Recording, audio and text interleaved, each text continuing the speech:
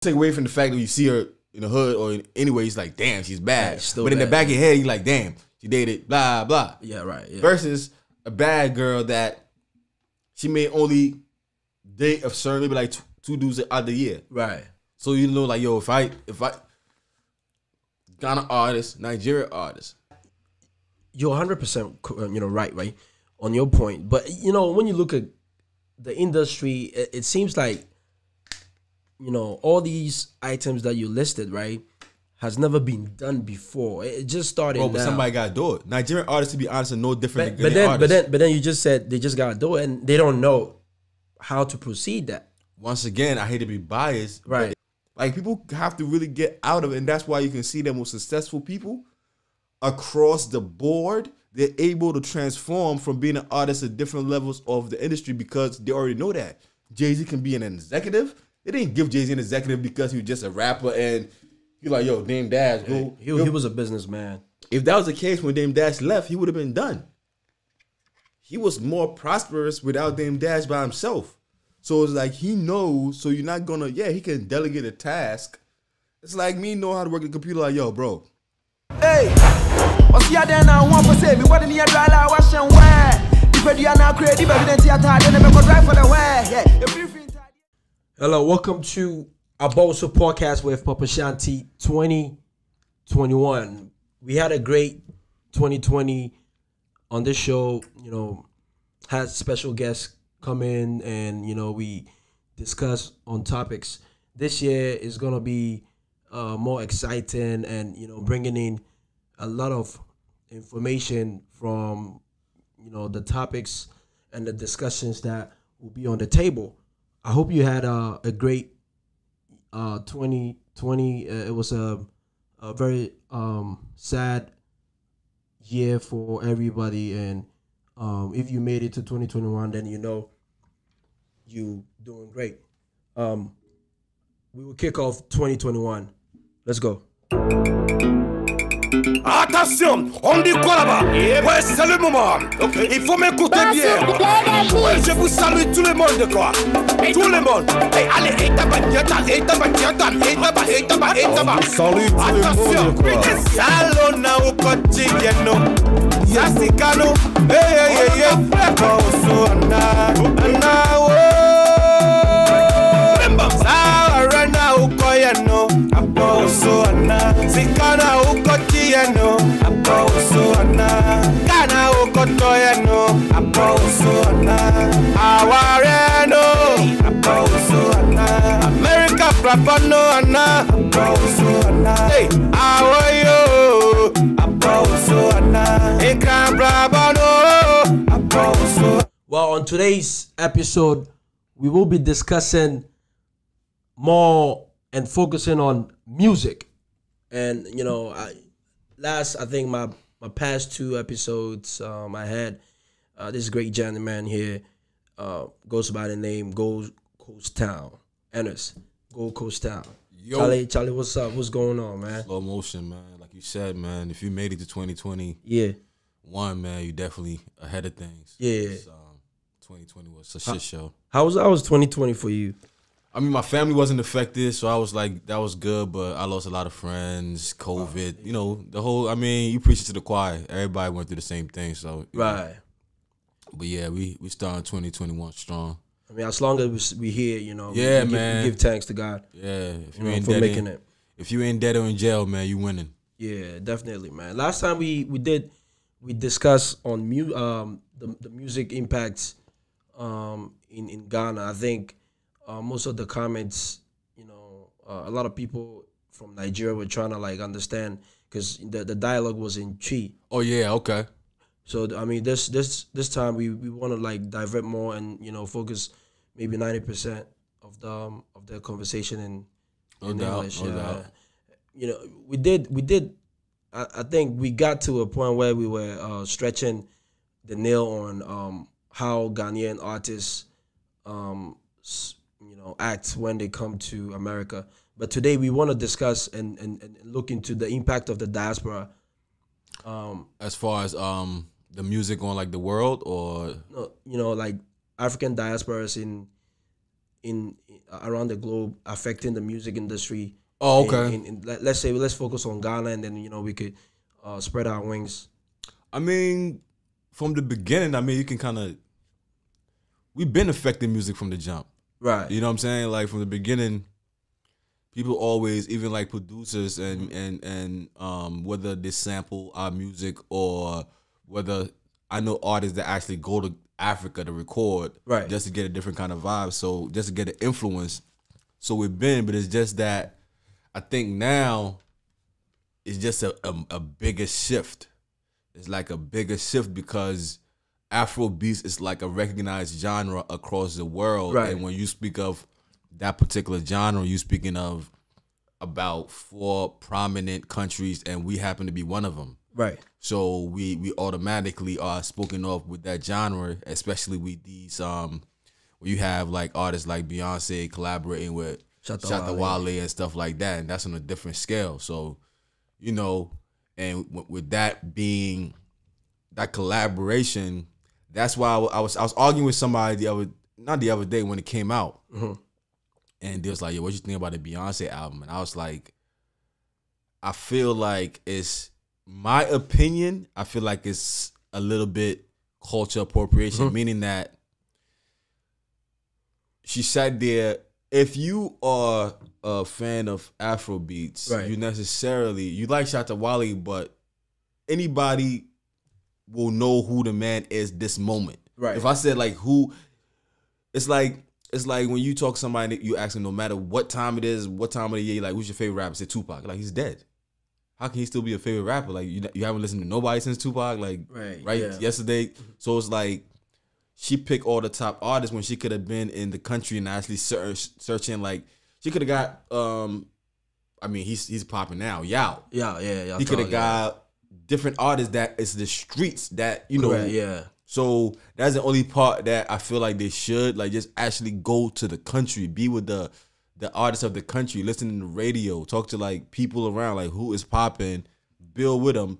Kind of like how Snoop did his reggae. But don't you think that would be like a task for us in the diaspora to be able to communicate with the artists here, for them to understand who's popping now, or the underground, how the underground is structured, and that's because like when the artists, it goes back to when we was discussing.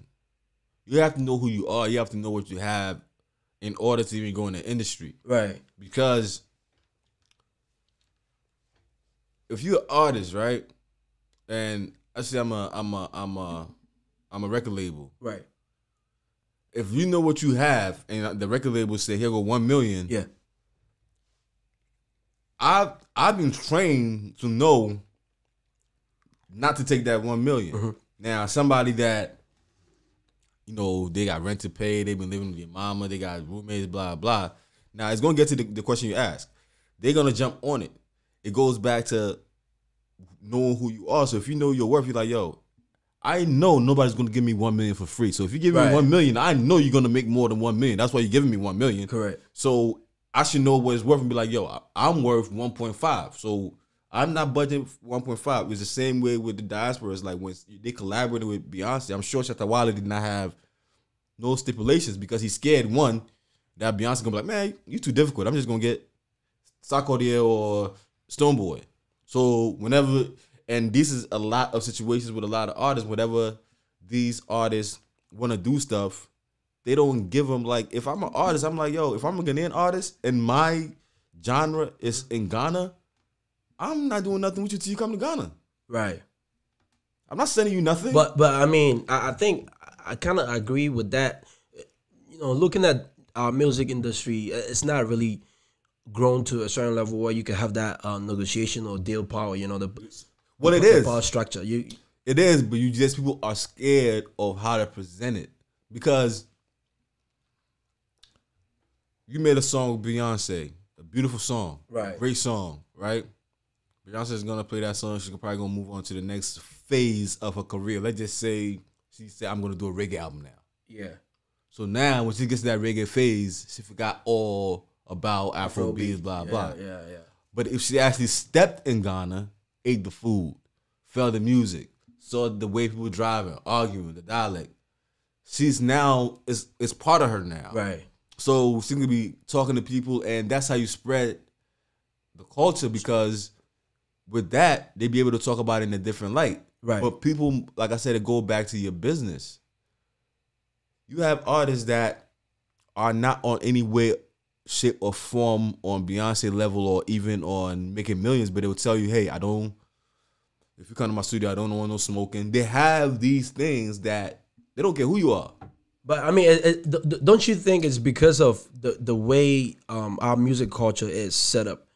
You know, we see artists around the globe. Like, for example, right now, one of the Nigerian artists, like the top 3 comes to Ghana right now. The way we treat them, right? Versus when our artists goes to Nigeria, it's kind of different. We kind of see them as superior, like they on top. Right. It goes right back to what I was saying, because we go for anything.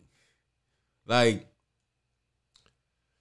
it's kind of like, I'm gonna give you a good analogy as a man, right? As a man, it's kind of like a bad girl that she's bad, but she date everybody, right? She date everybody. You don't take away from the fact that you see her in the hood or anyway, he's like, damn, she's bad. Yeah, but in the back of your head, you're like, damn, she dated blah blah. Yeah, right. Yeah. Versus a bad girl that she may only date a certain, maybe like two dudes out of the year. Right. So like, yo, if I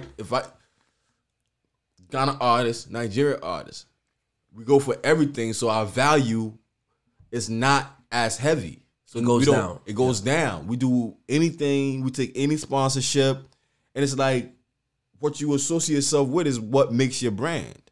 And that comes in with, also back to the industry again. It's not well built to support the artists for them to feel that's, kind of like power, have that power. Whereby, so right now, look at our Nigerian, the Nigerian top 3. Right. They are able to record, songs with American artists, the top, top tier artists in America. Where for us, it's not the same.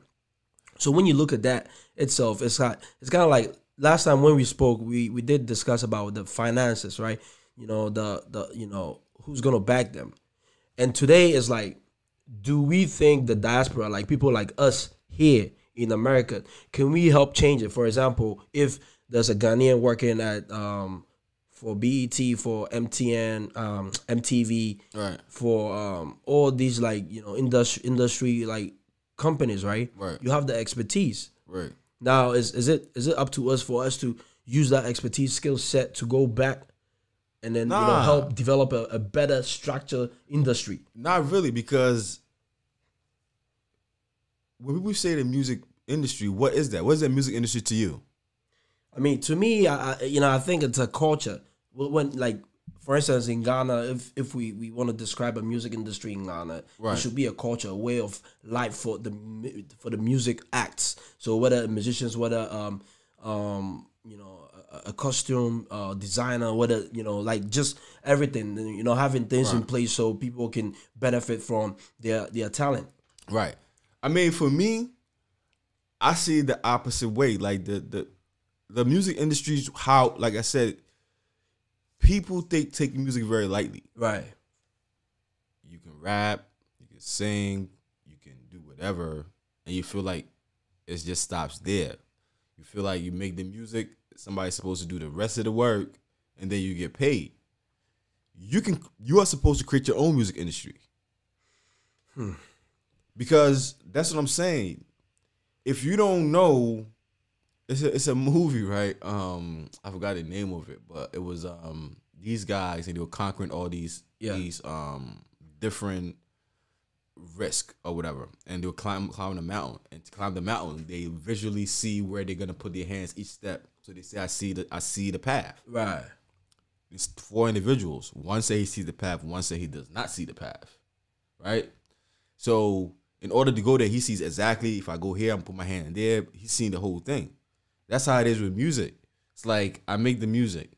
Where am I going? If I'm sitting down and say, I'm looking at Ghana like, okay, if I'm going to say the Ghana music industry, then I'm looking at an industry that has not really manifested anybody outside of the country except maybe like 5 artists. Right? So if I'm an artist that want to get out of that, I know I cannot count on that because what they've done, they haven't been successful. They have 5 artists out of the whole bunch of artists. So I'm going to do it myself. How do I get myself to London? How do I get myself to Germany? How do I get myself to the United States? Okay, I don't know how to. Well, it clearly has been an artist in Ghana that has done that before. Let me reach out to him. Let me reach out to his manager. Let me even pay his manager to say, yo, how did you do it? Everything is not free. You build it now. You say, okay, I know I got to get to this radio station, this DJ, blah, blah, blah. That's your industry to work that music, that album. But don't you think, some artists will say they might, or their management team might not even have the knowledge to even think of, reaching out to someone who has already... It's not your manager. Remember I told you that in the first episode? Yeah, I know, but like when we look at that in terms of the information provided, right? They don't have any idea of how to even as an artist build a business around your craft, right? Like you said the other time, like with you give example with see now, right?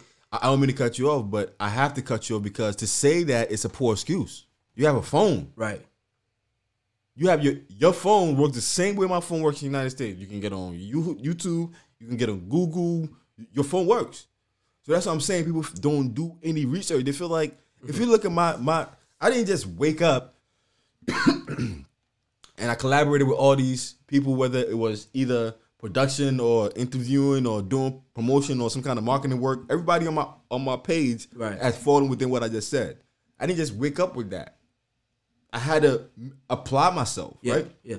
So, like I said, it's just like physical money.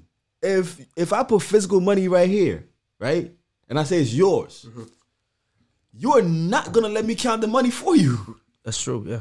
You're gonna pick that money up and you're gonna make sure that money that they say is yours is what they said is yours. Yeah. It's the same way with management. They are dealing with your money. Anything they're doing is in reference to your money. So you have to know more than your manager. The only thing your manager is doing is being able to do something that you can't do because you're being an artist. It doesn't mean that your manager knows something that you don't. That's why he's your manager. That's what we got it fucked up. They feel like, yo, my manager he got this connection. Okay, if your manager has a connection to the radio station, how much you know your manager's paying him? You don't know. Your manager come back and say he wants 10,000. He really wanted 1,000. Your manager took 9,000. You don't know. Now your marketing budget is fucked. So now you being uneducated about anything is costing you money. Right. By the time you realize the guy say he spent 100,000 for your marketing, you don't have nothing to show for it, and you don't have any movement of your record to show for that money. Like, people have to really get out of it, and that's why you can see the most successful people across the board. They're able to transform from being an artist at different levels of the industry because they already know that. Jay-Z can be an executive. They didn't give Jay-Z an executive because he was just a rapper and you're like, yo, Dame Dash, go. He was a businessman. If that was the case when Dame Dash left, he would have been done. He was more prosperous without Dame Dash by himself. So it's like he knows, so you're not gonna, he can delegate a task. It's like me knowing how to work the computer, like, yo, bro, I gotta work on this car right now, but you know the thing I showed you how to do that for me. That don't mean I don't know how to do it. I'm just delegating because I don't have time to do that. And that's how you gotta look at it, the manager. It's the same way with your career. You can't put it on anybody, and that's why you get got. Because if I know I did all my research, my market is gonna be 20,000. I don't care what they say. My market's gonna be 20,000. I'm gonna need this for radio. I'm gonna need this for show. I'm gonna need blah blah blah. Now you go to radio. You add it all up, so it's in your head.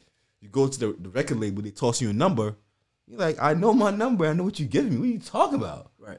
Instead of going there like, I have no money, going back against the girl that did anybody. Yeah. Take anything.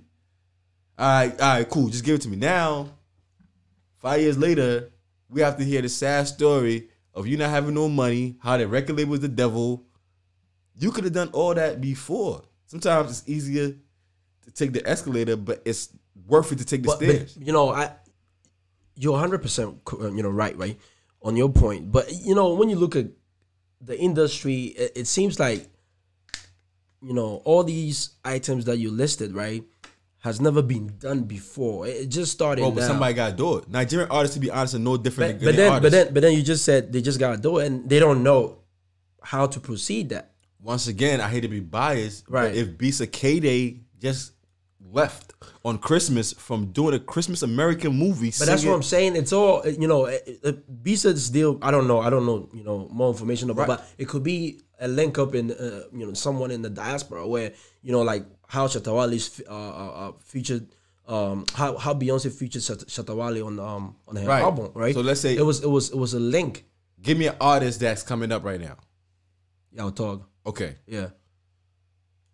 Let's say he wants to have the same thing. What is stopping him from calling Bisa and calling Shatta? So that definitely. So I think we're still on the right path building now. So you just have to. That's what I'm saying. Nigerians do that. That's people feel like the only thing they have is they're able to. That I see clearly is their visuals. We still do visuals that I don't know if it's the editing. I don't know if it's the camera. It just has that old look. Yeah, I was gonna. That was gonna be the next. You know what I'm saying? And they have, because you have to understand, Lagos is one of the richest cities in Africa. Period.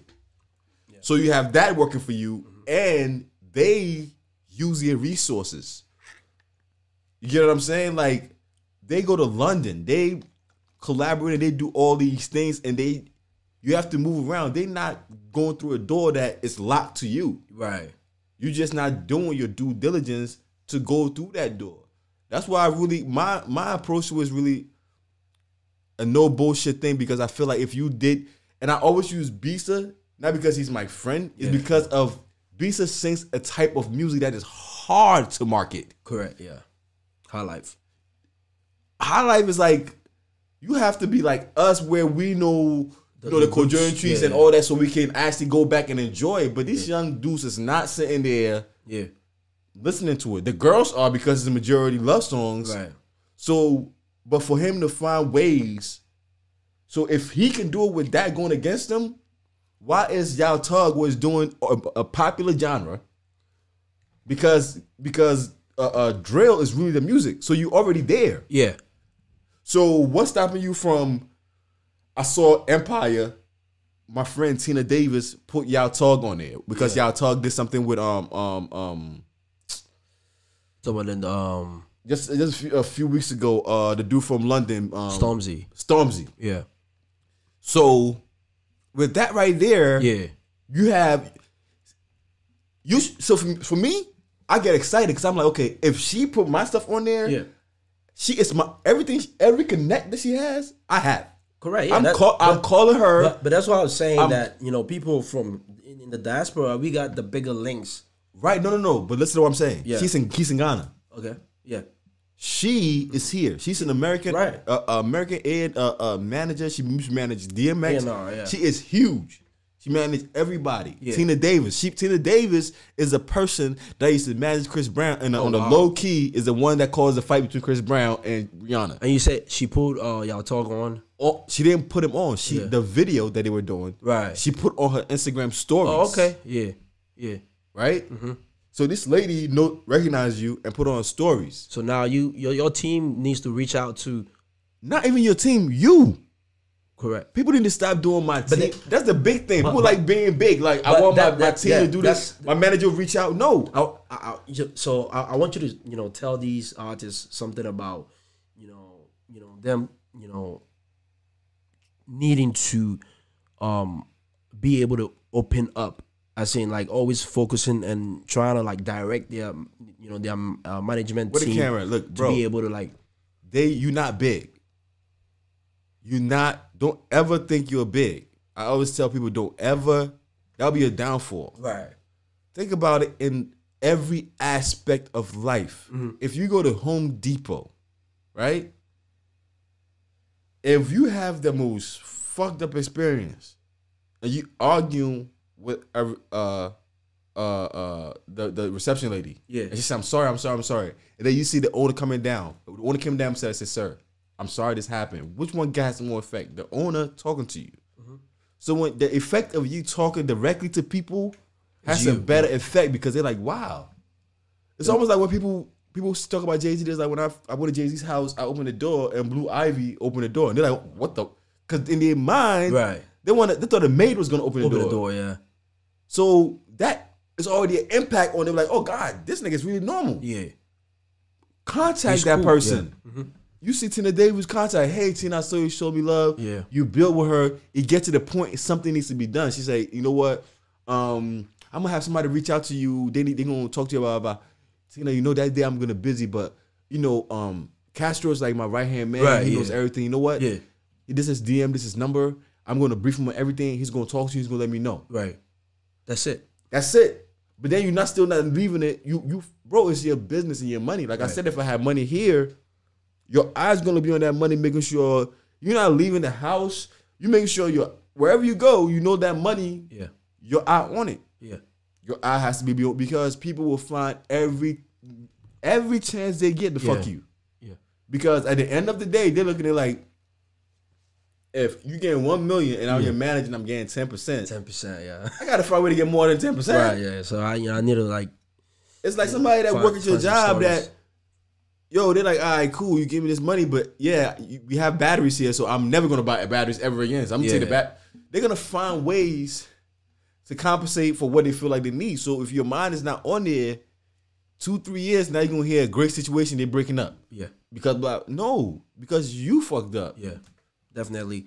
And the Ghana artists, they have to think about it harder because it's like if me and you play soccer, and I have American everything, massage, chiropractor, and you in Ghana, you know you against the ball. Yeah. You got to practice harder. Correct, yeah. So they have to be on it harder where they're like, yo, I'm reaching out to these people. I heard about this person. You can use your leverage. I have this song. I have this many followers, so I'm not just Joe Who. I have a blue sign, so you can use that as leverage to contact people. I'm trying to come to London. You can go online. You can see this DJ, Charlie. Hey, listen, I saw you did something with Stoneboy. You can make your own industry because when you are following somebody, Ghana has an industry. You come to the radio station, you come to the television show, and then you feel like from that, you go to sleep and wake up, and somehow London wants you to come over there. Yeah. Nah, it's not gonna happen. You know what I'm saying? AbowosoPodcast. Papa Shanti, subscribe. Hey, what's the other now? One for say me what in the dry la wash and wear. If you are now creative, but then never go drive for the wear. Yeah, I mean, you were saying something about like the image and building the brand, to have like, let's say right now y'all talk is out with Sorry. He just made a remix, right, with Stormzy, right? But when it comes to the lifestyle or maybe the well-being of his, let's say the changes that came with the hit song. Hey, what's the other now? One for say me what in the dry la wash and wear. If you are now creative, but then never go drive for the wear.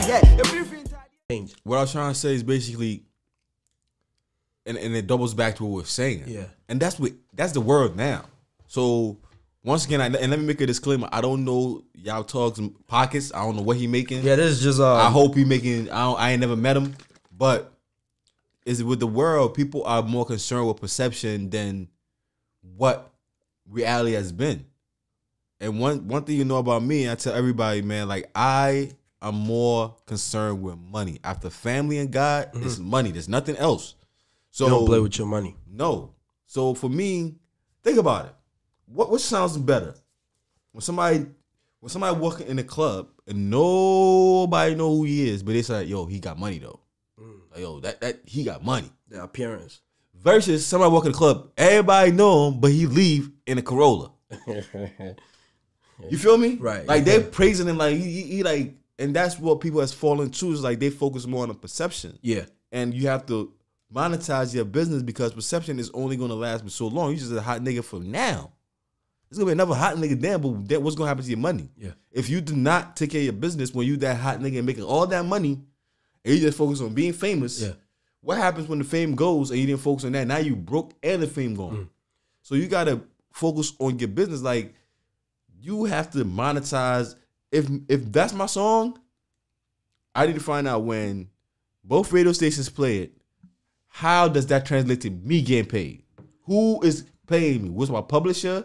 Who owns that song? Who's doing the BDS spins? I need to know. If it's going to London, I'm knowing all that. I'm not just happy because somebody see me on the street and like, yo, you this. Nah. And that's what it's become. And that's why people have these excuses of they will get a popular manager and feel like he's supposed to do all these miracles. And it's like, first of all, you didn't even do the research of that manager. You just went off what somebody told you. But you did mention of like, you know, the data side, which is where the royalties and so on, like who's playing my music, you know, which radio is. Right. And we don't have the proper structure, like tools that can support that, you know, when it comes to metadata. And, you can't say that. Yeah, I mean, it's they can say that they are uneducated to it and they're not taking the time to it. Right. But like I said, if right now I put on my phone, royalty company, it's gonna come up. They may be in America, so I'm like, all right, cool. They're in America. Yeah, I'm gonna call them. Yo, can you guys monetize off my royalties in Ghana? No, we can't. Okay, cool. Can you guys do it for Europe? Blah blah. Yeah, cool. They can do that for Europe. Cool, but I got it. Yeah. But I can guarantee. There has to be a company that is. You may not be getting money off your song, but there's an artist that's getting the song played and he gets money off it. Find him. Find what company is doing it for him. You cannot tell me Stoneboy, Sarko, everybody that comes on a radio station that has, because the radio station is owned, the way it works up here is the radio station is owned by a parent company. The parent company has a catalog where they spin your records. It comes to, depending on how many times you get spins, you get paid. Right, yeah. It has to be the same way for Ghana. Yeah, but we don't have that proper structure. Like when it comes to the IT side with the tools, right? Being able to track your data, knowing maybe my music was played 100 times in Ghana radio, where I could see, okay, I'm going for my royalties. I know how much. Then that's something they have to fix, but I doubt that too. I think they just don't have the access to it. Because if you know how a radio station works, they get audited. Like, you can't tell me. I mean, yes, we're a third world country, yes, but we are not that outdated that our radio station could not track how many times they play a record. They have a playlist. Unless you are some kind of DJ who chooses to play a certain song randomly from. Which normally they put you at night, but everybody has certain songs that they have to play. So if you have these songs that you have to play, you know how many times you played Sorry, you know how many times you played. Yeah. That is actual data. You can ask anybody that work at the radio because the reason why I say this, right? I was listening in this Clubhouse discussion, right, about music and metadata, and I think one of the specialists, like, he works for. He does stuff like that, like metadata, royalties, and I did a couple of research on, like our artists, and there's I think ISNI code. There's something code where, when they put it in the back end of your music or something like that, something that happens, when you're recording your music, or I guess it's a very technical thing, right? And I did some research online. And most of the top artists didn't have a code. So basically, if you don't have the code, you're not gonna receive your royalties or track your metadata. Let me stop you there. Yeah, that's what I'm saying. Let me stop you there. You don't make music, right? You were able to find that out. Yeah. Think what you just said. You were not even interested in somebody's music. You didn't do it for a song that you had parts in it. You just trying to do a research to find out how it works. And so once again. What's stopping from the artist to find out what you just found out? If yo, my song don't have this, why you don't have that? Yeah. What's stopping you? You're not serious about getting the money. You serious about going to Twist getting this money, girls knowing you. You serious about this? Like, let's be honest about it. Like, this music industry is not easy. Yeah, correct. If you're trying to get the bread, these people that have money. Rick Ross started having seizures because he was not sleeping. Yeah. Look how the man has 100 bedrooms, bro. This man, it's all about the business, the money. He want to focus where the money is going, Now you may be like, yo, he's in America. You already in your mind putting something that is making you look against the ball, but not really. What resource does he have in America you can't get to? Tell me, and I can show you how you can get to. Because if you say that, you're not doing. You have this, bro. That's what I'm saying. You can get to anything. That's why I'm suggesting it's better for us in the diaspora to connect. You know, if these artists are willing to struck a deal, you know, with people from here, because if obviously when we look at, you know, the current state right now, things are really not moving forward as it's supposed to be. Right. Then it's better to change the direction. Right, but they have to be able to get. I remember me and BC went to this xylophone event. Yeah. I think that's when xylophone was popping. Like they had just signed Stoneboy and everybody. Yeah. And they were speaking about the same topic they speaking about, and they wanted me to speak about it. I didn't get a chance to about it because I don't know why they wanted me to speak about it, but I didn't get a chance to. You know, like, is this bougie thing about, yo, this person don't talk to this person and this person, bro? If for me, if I don't know you and I need business, I will ask you and ask you if you charge, because I know information sometimes ain't free. Yeah, I mean, you have to ask. Yeah, we spend time and people to do research, don't do that. Yeah, you know what I'm saying. So yeah, they can reach out for people like us on this side of town. Yeah, to help them and stuff like that. But at the end of the day, you have to do your due diligence, because, like I said, what you were saying is not uncharted territory for anybody. Somebody in Ghana has done it. Stoneboy is a name that's recognized here, recognized in London, recognized in Ghana. Cool. If you go to black cities, even though they're not, you know, they friends, but they're not doing business together. Right, yeah. If you DM Black City, he gonna DM you back. Yeah. Yo, bro, like, so, yo, I know it's not gonna be free, but I really need to talk to you about how. Yeah. Just let me know, you know, how much you charge. Ask Black City who doing that. Yeah. So unless people say, man, your message come up seen and they're not talking to you or they shawning you, then I understand it. But you're not even reaching out. But they need to learn that. You know, people. But that, for me, that's America, like because the culture doesn't really give them the directives to be able to think that way. That, you know, you go to someone for advice, you know, knowing this person has really done his research, and I'm gonna tell you why that's a poor excuse for any artist. But I'm saying the culture, like growing up. How did y'all talk here about drill? Well, I mean, y'all talk. He said, look, so let me, you know, one of he said he did. I think it was y'all talk or something like that. He did contact or DM or Kwesiota, right? And he probably didn't, you know, respond back until he blew. Right. Correct. You see what I'm saying? Right. So which he shouldn't, because I mean, you can imagine how many people DM him. Yeah, true. So you gotta have, that's leverage. Yeah. So nobody's gonna respond to you till you have leverage. Yeah. Right. So what I'm trying to say is, like, you are in Ghana, Kumasi, and you're able to hear a genre that is UK and American Brooklyn based, right? So you have the mind. So if you have the mindset to be able to hear this genre, you cannot say that, you know, I don't know to ask somebody for help. That is in 2021. If you don't know how to play basketball, that's with anything. If you don't know something, yo, bro. If somebody don't know how to do a podcast right now, not to blow you up, I'll tell them to call you. I've seen your setup. I know. So right. Yeah. I know who to direct you to. Correct. Yeah. So it's like you all you have to know. That's with common sense. Like, okay, I get where you're coming from. Right. And I want to say this, right.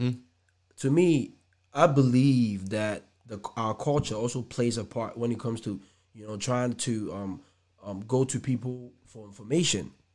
Our culture plays a part because, you know, we kind of like already sell ourselves short, right? When it comes to going in and, you know, thinking you are inferior or the person giving you information is better than you, right? Mentally, right? You know, the fear factor is also there, right? So because of that, you know, some artists are able to grow up from that level. You know, they understand the strike, like you said. I get what you're saying. Not all people. So for the other artists that really truly needs help, maybe it's not their calling to negotiate or get the information. Right. They need a better management team that can do that directive for right. them. If you're gonna go, I get 100%. Now I understand what you're saying. Some artists are introverts. They're not right. They get in the room talking to blah blah, saying my name is blah blah, make this. So they're not. They just naturally they're not that person anyway. Yeah. If you're gonna be that person, then you have to do your research or your management very carefully because, like I said, the business is based. It's like owning a store, right? Right. Yeah. What's the number one thing you should expect if you own a grocery store? People gonna steal. Yeah. They're gonna steal. Yeah. You have to factor that into your grocery store. That into your budget. So it's just like you have to calculate that. You have to monitor that. But I get you. But with that aspect, you have to do a little bit of reaching out because even getting the manager, you have to reach out to get the management, right? So you have to do, even though it's going to be limited, you're not going to be the person, like you said, like I get what you say, you're not going to be reaching out to Tina Davis. Yeah. And you want your manager to do that, but you still have to do your due diligence to reach to the right people. So, for example, like Sarkodie is a better example, like being able to do that, to the perfection of his craft, right? Right. Being able, like you see how he handles his image, and he has 100%. grown, he has 100%. grown from being the fastest rapper to the best rapper in Africa, And the thing that people have to do in addition to that is he has connections where he's created connections in his personal or road manager that is in New York. He has different connections that make him relevant in these spaces where he's relevant outside of Ghana. Right. And once again, that's a good example because 90% of his music is in G. Yeah. So he's penetrating markets where they don't even know what he's saying. But he's still the image. So when these people, brand. My manager, listen, bro, I don't want to reach out to him because I don't want him to say no or feel like that. Contact Sarkodie. You have to direct them. Yeah. What he say. Contact him for blah blah. Set a meeting with him, with his manager. Find out, how he know anybody in UK, anybody. You have to do these due diligence, and it might cost you money. Yeah. You can't feel any way about it. For sure, yeah. If somebody had to sweat and tears to get a connect, and you need a connect, he might charge you. I mean, to me, it's better to just give. Even if they don't charge you, like it's better to give some incentives, right? Exactly. To keep the information coming and to keep the relationship growing. Like exactly. So to me, that's one thing. They artists are really doing good now, but they need to learn how to be able to give in and understand sharing of information. Also that comes in place. Most of the people think that let's say if I go to a bigger artist or you're a bigger artist, I come to you, I ask for information, you're not gonna give it all. But once again, they're gonna give you something. Yeah. And if they don't give you anything, you know it's not gonna work. So it's not gonna cost you as much as you think it is. If somebody say, yo, because you see me as a call this number. You see me as a competition. Right, but most people really, if they, once again, I hate to be repetitive, like somebody like Black City, you have to pick these people where they really, it's who these people are. They're not gonna, he will give you information. He don't see, he understands the culture. It's like somebody that, like somebody at your job. Yeah. That he don't want you to get any promotion. Yeah. Like he feel like the money that they have set for him, if they give you a promotion, they're gonna give it to him. Yeah. So instead of being an idiot and be like, yo, bro, I can get my 50,000 promotion, you get your 50,000 promotion, they have money for all of us. Yeah. People that do music business understand that. So they don't look at you as competition. They're like, yo, bro, you can sing the same goddamn music my artist sing. Yeah. You're not my artist. Yeah. You're not my artist. Yeah, You're not two different talents. I don't care. Yeah. You had all the information. It's like, yo, you wear that shirt, I wear that shirt. I don't give a damn. It may not look good on you, but when I walk in, I'm looking like that nigga. Yeah. So it don't really, but you're right. That's a lot of people's mentality, but those people are not the people you're supposed to be contacting anyway. And if you do your due diligence, you'll know that.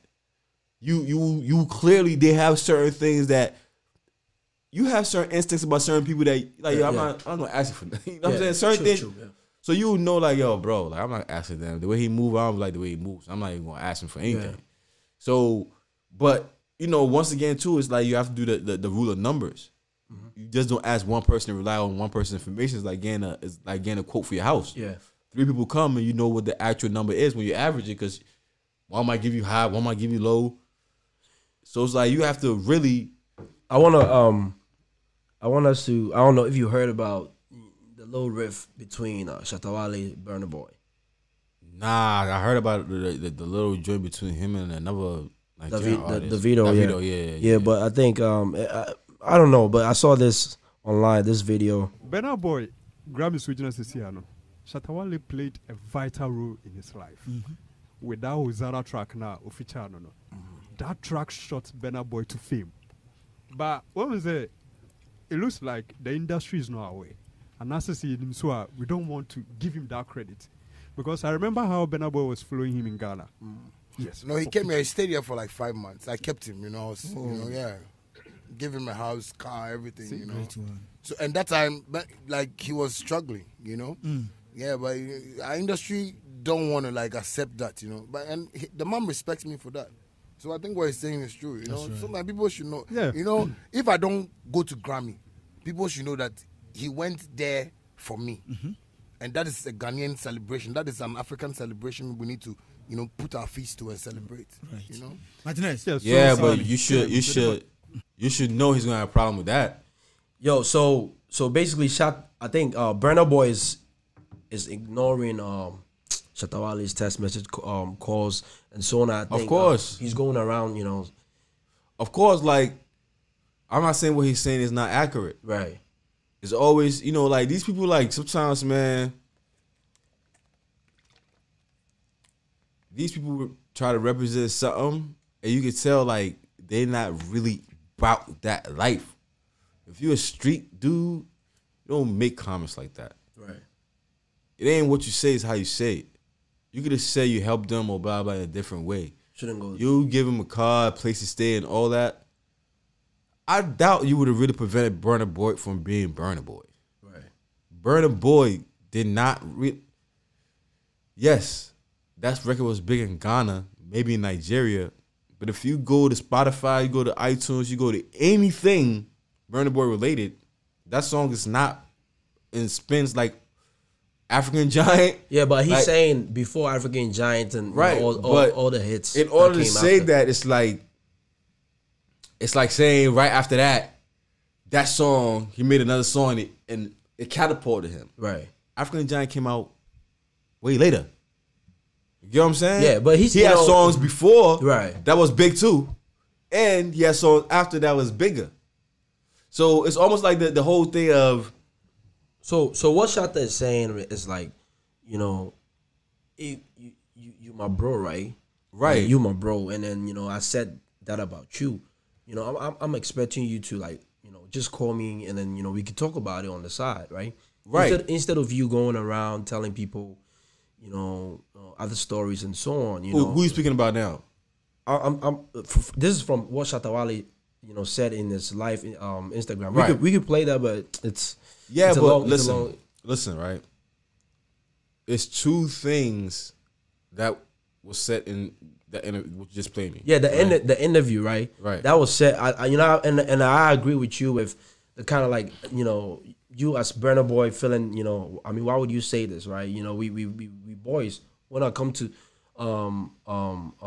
Ghana and then you hold me down, you know, I'll do the same thing too for you when you come to Nigeria, right? So I guess Shatta really knows what he said was, you know, maybe 50% wasn't right. So he's expecting, like, Burna Boy to, you know, just pick up a phone call. Yeah, let's talk about it. You can't. If I slap you, I can't tell you when I want to talk to you about me slapping you. Yeah, that's true. You can't, and I can't dictate how you feel about me slapping you. If you see me and you want to shoot me, I can't be like, damn, bro, slap me back. So you say something that can violate somebody, you can't dictate how they take it when you violate them. Yeah. What you say, you know, is wrong. Like, first of all, him going to Grammy, he shouldn't thank you for shit. He went to Grammy for an album they created, you had shit to do with it. So now you're overstepping yourself. Right. You shouldn't thank you. Grammy has a limited amount of people. There are people that actually had instrumental roles of that album that he has to thank. Right. He can't do all that and thank you. Yeah. So as a real man, you should expect that's to the side. Then you speaking about him sleeping over, blah, blah. Bro, he can say the same thing about you, I'm pretty sure. Yeah. So it's like the only thing that you said that was solid was the record y'all made that you felt like helped them. Right. You could have said that, be like, yo, we started out together. That's it. Right. Well, I mean, me making you and my record help you, cool. You will record. That's like me saying, yo, if I gave you $100,000 to go buy a car, I should have a $200,000 car. Right. So what you got to prove apart from a record with Beyonce? He took his career and gone. Mm-hmm. If you helped him, where your shit at? Yeah. So it's like we got to be careful with these things. Like I get it. If you feel like, yo, but that conversation is not coming from a good space. So it's like, as a street dude, you already know, like, bro, you on some bullshit. What started this conversation? It's not even coming from a good space, period. You know what I'm saying? If it was, you would have either called me and said that, or you would have said, like, yo, he's my boy. Yo, we started together. Actually, his first record, I did it with him. Yeah. I just said the same thing you said in a different way. Right. He ain't got no problem with that. You come from a different, yo, he not giving me, he don't owe you shit. Yeah, I just feel like they should go back and, just squash it. You can't, that's once again, you can't expect, it's certain things that I may to me, I don't think it's a big problem, because when you look at, but once again, what did you say before you started? To me. When I saw you said to me. Yeah. To me. That's what I was about to say. I can line 3 people here. I said, you a bitch, you a bitch, you a bitch. You might want to be like, forget him. I'm not talking to him. He's crazy. That's true, yeah. So it's like, he can take it like, I'm never going to talk to you after this. Correct. Yeah. I can't trust you no more. So it's like, you can't, that's why as a man, you got to watch what you say. Yeah. You can say something to somebody, they're not trying to hear nothing else from you no more after that. So it's like, you can't be like, yo, because when you say that, you trying to control the whole narrative. Yeah. You violated me, now you want me to respond to you when you want me to respond to you? You want me to talk to you Yeah. Who the fuck you think you are? Yeah. That's how I look at it. Gold Coast Town in the studio 2021. It's lit. First episode, man. Bro, I appreciate you coming. All day, man. You know I do anything for you. Yeah, I think this year we're going to have, we're going to talk more, have more discussions, not just music, but, we're going to focus. I'll probably bring you on for... we got to talk about some slave queens, man. Yeah. Definitely. I think the next... Yes, yeah. We got to talk about slave queens, man. My man, I got to tell you a quick story. My man said, yo, I ain't gonna say this girl's name, but this girl got almost 2 million followers. Oh. And he went in Ghana. I know her. I probably know her. My man got some little bit of money. And he said he took the girl out, and he was surprised when he went back to drop the girl off where the girl stayed at. I said, bro, you don't know about them slave queens, boy? Millions of followers, nothing to show, man. Yeah, I know, we trying to keep it low and get the money, man. We low Instagram followers. I know. Man, AbowosoPodcast, Gold Coast Town. Yeah. Definitely, man. Hey, what's your day now? One for say me, what in your dry wash and wear? You now create the evidence, you're tired, and never go drive for the wear. Yeah.